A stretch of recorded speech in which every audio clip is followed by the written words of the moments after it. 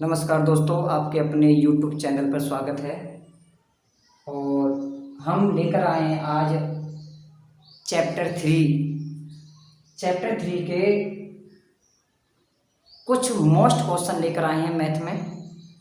और चैप्टर 3 हमारा दो चर वाला रैखिक समीकरण, यानी इसमें दो चर होंगे और चर की घात अगर एक होती है तो उसको रैखिक समीकरण के नाम से जाना जाता है। रैखिक समीकरण यानी रेखा का समीकरण। तो इसके हम कुछ नियमों को पढ़ेंगे कि इसके मानक समीकरण क्या होते हैं, व्यापक समीकरण क्या होते हैं, कि हम क्वेश्चन को उस रूप में पहले बनाते हैं तब उसको सॉल्व करते हैं। तो दो चर वाला जो रैखिक समीकरण है उसका जो व्यापक समीकरण होता है बच्चों, a1x प्लस का b1y प्लस का c1 बराबर 0, समीकरण नंबर 1। फिर दूसरी समीकरण होती है a2x प्लस का b2y प्लस का c2 बराबर 0, समीकरण नंबर 2। अब क्वेश्चन में समीकरण 1 की तुलना समीकरण 1 से करेंगे, समीकरण 2 की तुलना समीकरण 2 से ही करनी है। एक बार सुन लो, समीकरण 1 की तुलना समीकरण 1 से ही करे जाते हैं क्वेश्चन में, समीकरण 2 की तुलना समीकरण 2 से की जाती है। यहाँ से a1 b1 c1 a2 b2 c2 इनकी वैल्यू निकालनी होती है। अब नंबर 1 शर्त आती है, यदि a1 बटा a2 नॉट इक्वल b1 बटा b2, यदि a1 बटा a2 का अनुपात और b1 बटा b2 का जो अनुपात अगर बराबर नहीं आता है तो रेखाएं एक बिंदु पर प्रतिच्छेद करेंगी, अद्वितीय हल होने की शर्त यही कहलाई जाएगी। अगर क्वेश्चन कहेगा कि रेखाएं प्रतिच्छेद करती हैं, सिद्ध करके दिखाइए, तो उसमें हमें ये प्रतिबंध दिखाना पड़ेगा। और कहता अद्वितीय हल होने की शर्त बताइए, तो अद्वितीय हल होने वाली शर्त भी यही हम फॉलो करेंगे। नंबर 2 आता है a1 बटा a2 बराबर b1 बटा b2 बराबर c1 बटा c2। यदि ये तीनों वैल्यू आपस में बराबर होती हैं तब रेखाएं संपाती होती हैं, संपाती होने की शर्त होती है। और अपरिमित रूप से अनेक हल होने की शर्त भी यही होगी। क्वेश्चन में कहता है कि अपरिमित रूप से अनेक हल होने की शर्त लगाइए, और किसी का भी मान पूछ सकता है तो उसमें हम ये शर्त लगाते हैं। नंबर 3 आता है a1 बटा a2 बराबर b1 बटा b2 नॉट इक्वल c1 बटा c2, यानी पहले दो अनुपात तो बराबर होंगे लेकिन तीसरा जो अनुपात है वो बराबर में नहीं होगा। तो तब रेखाएं कैसे होंगी, समांतर होती हैं, और कोई हल नहीं होने की शर्त भी यही होती है। असंगत समीकरण युग्म भी यही कहलाता है। और ये जो दो हैं इसमें मैंने एक बात बच्चों ध्यान रखना, ये संगत की शर्त भी यही होती है, संगत की शर्त यही भी होती है। दोनों संगत समीकरण की शर्त भी यही होती है और असंगत समीकरण की शर्त जो होती है वो ये होती है। तो आगे और समझ में पूरा डिटेल आइए देखते हैं। क्वेश्चन नंबर 1 करते हैं। तो क्वेश्चन नंबर पहले में कहा है बच्चों, हमने क्वेश्चन नंबर पहला लिख लिया है, दिया है समीकरण 5x माइनस का 4y प्लस का 8 बराबर 0। दूसरी समीकरण है 7x प्लस का 6y माइनस का 9 बराबर 0। पहली समीकरण को 1 डाल देंगे और दूसरी चर समीकरण को 2 डाल देंगे। अब पहली समीकरण की तुलना हम पहले समीकरण से करेंगे। तो पहली समीकरण ये है तो इसकी तुलना इस वाले इस फॉर्मूले से होनी है। हमने लिखा समीकरण 1 से, हमने लिखा समीकरण 1 से, तो समीकरण 1 को लिखेंगे 5x माइनस का 4y प्लस का 8 बराबर 0।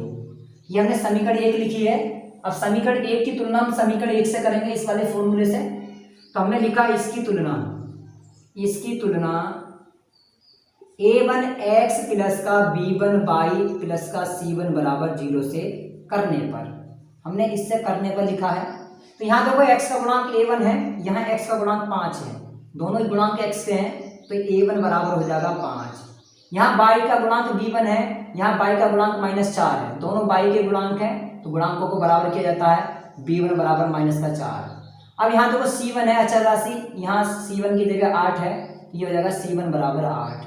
अब ऐसी समीकरण 2 लेते हैं, तो मैंने लिखा है ऐसे समीकरण 2 से, समीकरण 2 है 7x प्लस का 6y माइनस का 9 बराबर 0। ये समीकरण 2 है। हम समीकरण 2 की तुलना समीकरण 2 से ही करेंगे, तो करते हैं। तो मैंने लिखा है इसकी तुलना a2x प्लस का b2y प्लस का c2 बराबर 0 से करने पर हम इससे तुलना कर लेते हैं। x का गुणांक a2 है, x का गुणांक 7 है, तो यहाँ a2 का मान हो जाएगा 7। y का गुणांक b2 है और ऊपर y का गुणांक क्या है 6 है, और यहाँ c2 की जगह कितना दिखाई दे रहा है, तो -9 है अचर राशि। अब ये हमने A1 B1 C1 A2 B2 C2 का मान हमने निकाल लिए बच्चों। अब यहाँ के बाद हम सबसे पहला मान निकालते हैं A1 बटा A2 का मान। A1 बटा A2 निकालेंगे तो A1 का मान कितना है 5, A2 का मान कितना है 7। ये आ गया A1 बटे A2 का मान। अब निकालते हैं B1 बटा B2 का मान। तो B1 का मान कितना है -4 और B2 का मान कितना है 6 है। यहाँ 2 से काटते हैं, 2 दूनी 4 2 तिया 6, ये आ जाएगा -2/3। अब निकालते हैं C1 बटे C2 का अनुपात। तो C1 का मान कितना 8 है और C2 का मान कितना -9। अब ये आपस में नहीं कट रहा है, तो यहाँ पर देखने को मिल रहा होगा A1 बटे A2 का मान 5/7 आया, B1 बटे B2 का मान -2/3 आया, C1 बटे C2 का मान 8/-9 आया। तीनों ही अनुपात अलग अलग हैं, यानी कि तीनों अनुपात अलग अलग है। तो हम इसको इस प्रकार से ले सकते हैं A1 बटा A2 नॉट इक्वल B1 बटा B2, यानी कि ये प्रतिबंध इसमें आ चुका है। जब ये प्रतिबंध इसमें आया है तो बताइए क्या हो सकता है। रेखाएं पहला नियम लग चुका है, रेखाएं प्रतिच्छेद करती हैं। क्या होंगी? रेखाएं प्रतिच्छेद करती हैं। तो मुझे लिखना आते हैं रेखाएं, ये जरूर लिखना पड़ेगा, रेखाएं एक बिंदु पर प्रतिच्छेद करती हैं। क्या करती हैं? प्रतिच्छेद करती हैं। अगर ये यहाँ पर कहता कि ये सिद्ध कर दिखाइए कि अद्वितीय हल होने की शर्त, तो हमने इसको फॉलो करते हैं, इसको लगाते हैं यहाँ पर। तो प्रतिच्छेद एक अतः रेखा एक बिंदु पर प्रतिच्छेद करती हैं। क्यों? क्योंकि A1 बटा A2 का अनुपात और B1 बटा B2 का अनुपात ये नॉट इक्वल है, बराबर नहीं है, इसलिए रेखाएं एक बिंदु पर प्रतिच्छेद करती हैं। और यही शर्त अद्वितीय हल होने की शर्त भी कहलाती है, और यही शर्त संगत समीकरण युग्म भी कहलाती है। इस बात का ध्यान रखिए बच्चों। आगे क्वेश्चन नंबर आगे देखते हैं, क्वेश्चन नंबर 2 देखते हैं। तो समझ में आया होगा, ये बढ़िया तरीके से आना चाहिए। आइए क्वेश्चन नंबर देखते हैं नेक्स्ट। तो क्वेश्चन नंबर 2 समझेंगे अच्छी प्रकार से। इन नियमों को मैंने अच्छी प्रकार से समझ रहा है। यदि एक बार मैं वीडियो समझ में आए तो दोबारा जरूर देखेंगे इसको। तो दूसरी आती है question number 9x + 3y + 12। 9x + 3y + 12 = 0। दूसरी समीकरण है 18x + 6y, 18x + 6y + 24 = 0। ये पहली समीकरण बना दिया इसको हमने दूसरी समीकरण बना दिया। इसमें भी ऐसी तुलना करनी है बच्चों कि समीकरण 1 की तुलना हम समीकरण 1 से ही करेंगे व्यापक समीकरण से, समीकरण 2 की तुलना हम समीकरण 2 वाले से ही करते हैं व्यापक समीकरण से। और यहाँ से A1 B1 C1 A2 B2 C2 के मान निकालते हैं। उसके बाद हम A1 बटा A2 का अनुपात निकालेंगे, फिर हम B1 बटे B2 का अनुपात निकालेंगे, फिर C1 बटे C2 का मान निकालेंगे। तो आइए देखते हैं दोस्तों। तो हमने समीकरण 1 की तुलना करी, हमने लिखा समीकरण 1 से। समीकरण 1 को नोट करते हैं यहाँ पर 9x + 3y बराबर लिखा 12, समीकरण नंबर 1। समीकरण 1 की तुलना हम समीकरण 1 से करेंगे। हमने लिखा इसकी तुलना A1x + B1y + C1 = 0 से करने पर A1 का मान कितना है? यहाँ पर 9 है। B1 का मान बोलो कितना है? क्योंकि B1 y का गुणांक है तो y का गुणांक देखना पड़ेगा ऊपर। तो B1 का मान 3 है। C1 का मान कितना है? यहाँ से बोलो। देखो यहाँ ये जो 12 है इस फॉर्म में नहीं है क्वेश्चन, तो हम 12 को इधर लेकर जाएंगे। जब 12 इधर लेकर आएंगे तो माइनस का आ जाएगा, बराबर हो जाएगा 0। तो यहाँ से क्या हो जाएगा? यहाँ से हो चुका हमारा, सॉरी बच्चों ये प्लस में था, यहाँ पर क्वेश्चन प्लस में। तो C1 का मान कितना हो गया? यहाँ पर 12, ये यहाँ प्लस में था तो C1 का मान 12 हो चुका है। अब क्वेश्चन समीकरण नंबर दूसरी लेते हैं। हमने लिखा समीकरण 2 से। समीकरण 2 में क्या है? हमने लिखा 18x + 6y + 24 = 0, समीकरण नंबर 2। ये 2 समीकरण है।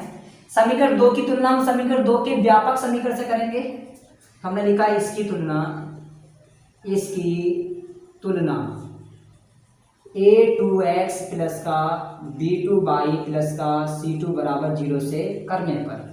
तो x का गुणांक A2 है बच्चों, x का गुणांक 18 है, दोनों हैं x के गुणांक, इसलिए हमने A2 = 18 कर दिया। y का गुणांक B2 है, इसमें y का गुणांक 6 है, दोनों y के गुणांक है तो B2 बराबर हो जाएगा 6। C2 अचर राशि है, C2 यहाँ 24 अचर राशि है, तो C2 बराबर हो जाएगा 24। ये हमने A1 B1 C1 A2 B2 C2 के मान निकाले हैं। अब हम पहला संबंध निकालते हैं A1 बटा A2 का मान। A1 बटा A2 का मान निकालेंगे तो A1 का मान कितना है 9, A2 का मान कितना है 18, 9 से काटेंगे 9 कम 9, 9 दूनी 18, कितना आ चुका 1 बटा 2। अब ऐसे ही B1 बटा B2 का मान निकालेंगे बच्चों, तो B1 का मान 3 है, B2 का मान 6 है, 3 कम 3, 3 दूनी 6, यानी कि 1 बटा 2 आ गया।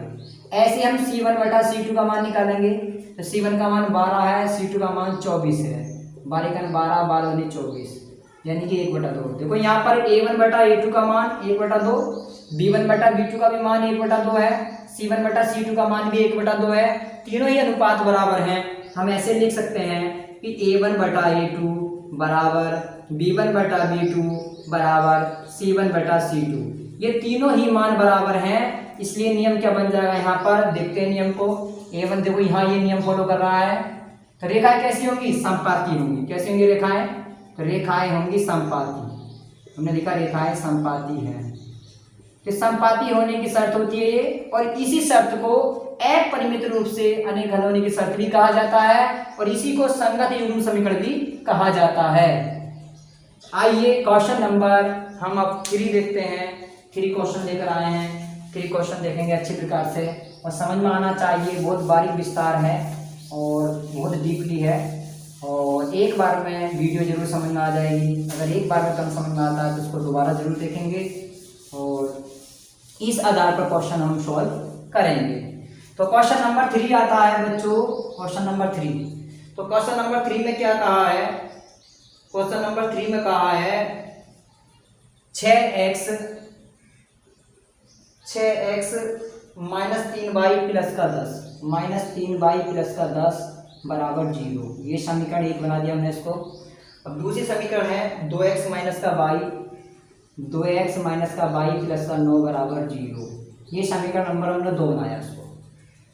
तो पहली समीकरण की तुलना हम पहले व्यापक समीकरण से करते हैं, दूसरे समीकरण की तुलना हम दूसरे व्यापक समीकरण से करते हैं, और इन दोनों समीकरणों की सहायता से हम A1 B1 C1 A2 B2 C2 इनकी वैल्यू निकालते हैं। उसके बाद में हम A1 बटा A2 का अनुपात निकालेंगे, फिर हम B1 बटा B2 का अनुपात निकालेंगे, फिर हम C1 बटा C2 का अनुपात निकालेंगे। तो आइए चलते हैं बच्चों, समीकरण नंबर 1 से मैंने लिखा कि समीकरण 1 का हम पहले यूज करेंगे। तो समीकरण 1 क्या है, 6x माइनस का 3y प्लस का 10 बराबर 0। समीकरण नंबर 1। समीकरण 1 की तुलना हम समीकरण 1 से ही करने हैं व्यापक समीकरण से। हमने लिखा इसकी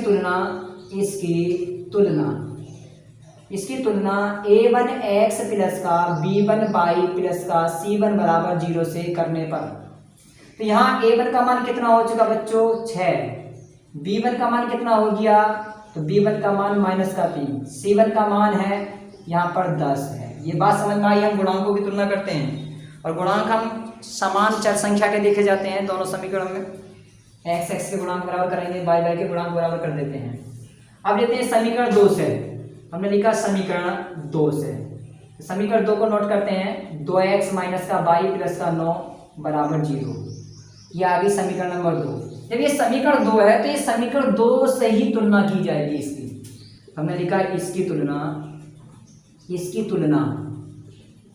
A2x प्लस का B2y प्लस का C2 बराबर 0 से करने पर, A2 का मान 2 है यहाँ पर, B2 का मान कितना समीकरण में है, तो B2 का मान है माइनस का 1 गुणांक, C2 का मान कितना है यहाँ पर 9 है। हमने ये समीकरण की तुलना करके बच्चों A1 B1 C1 A2 B2 C2 का मान निकाल दिया।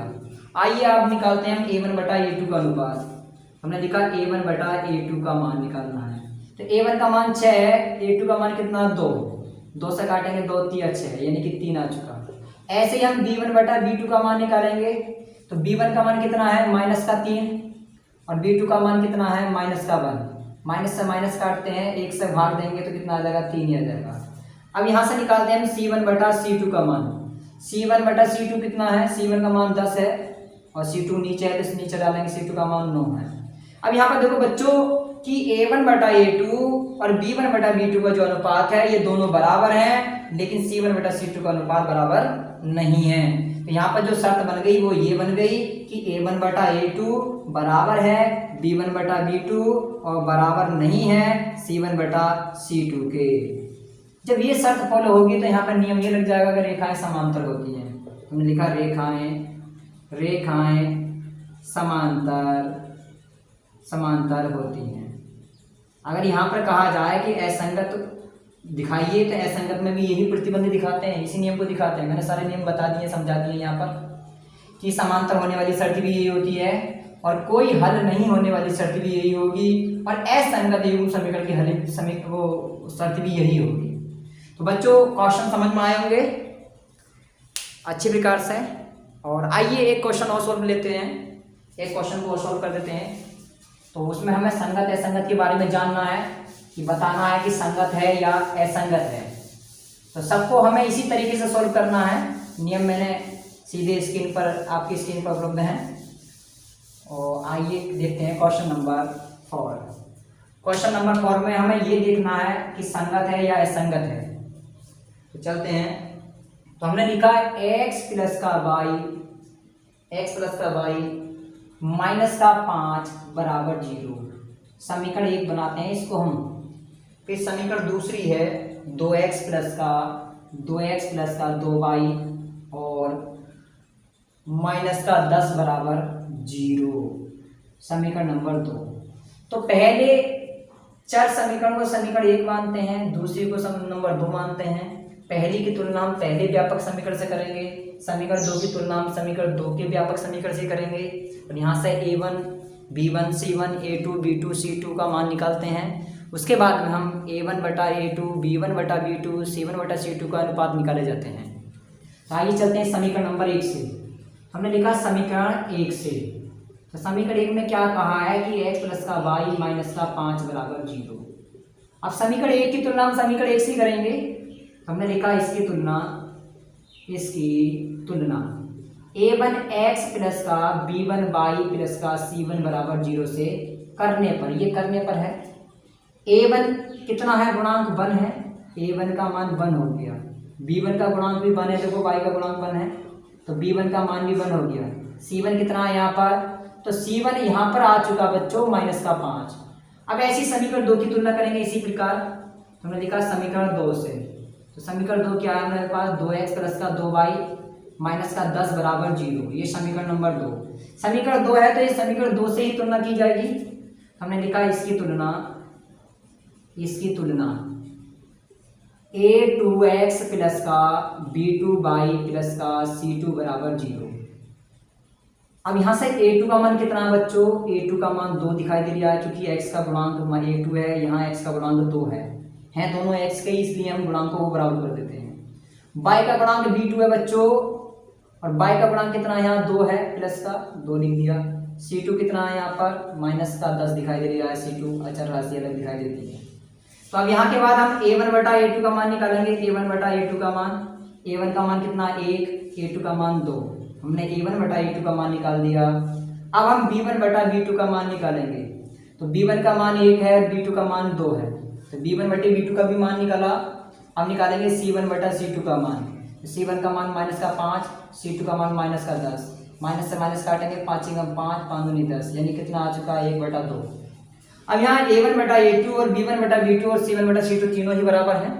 जब तीनों बराबर है तो यहाँ शर्त बनेगी A1 बटा A2 बराबर B1 बटा B2 बराबर C1 बटा C2। ये तीनों बराबर हैं। जब तीनों बराबर होते हैं तो कौन सा नियम लग चुका है यहाँ पर, ये संगत कहलाता है। क्या कहलाता है, ये संगत कहलाता है। तो ये हो गया हमारा संगत युग्म समीकरण।